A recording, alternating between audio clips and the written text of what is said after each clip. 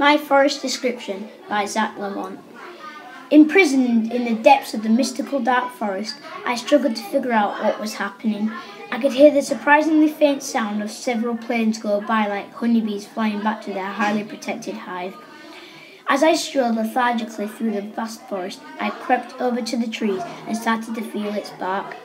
It was damp and crusty like the edge of a pie. I was getting kind of lonely and a bit weak, so I settled down in a smooth and rustly pate of grass.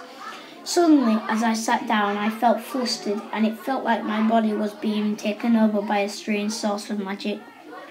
After it had only touched me, it grabbed hold of me. As soon as that happened, I pushed it away and ran away as far as I could until I reached the outskirts of the forest.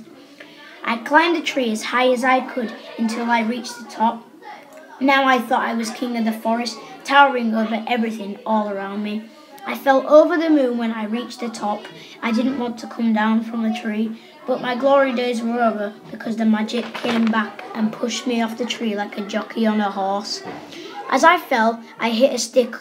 It was extremely painful, like a dragon's tooth piercing through my calf.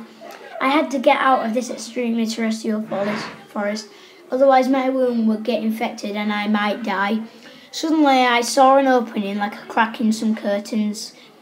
I ran as fast as I could until the light was gone, and all that was left was a clear view of my hometown, Athens. It was snowing for some reason. The snowflakes were parachutes floating from the sky on my head. "I'm home!" I shouted in glory.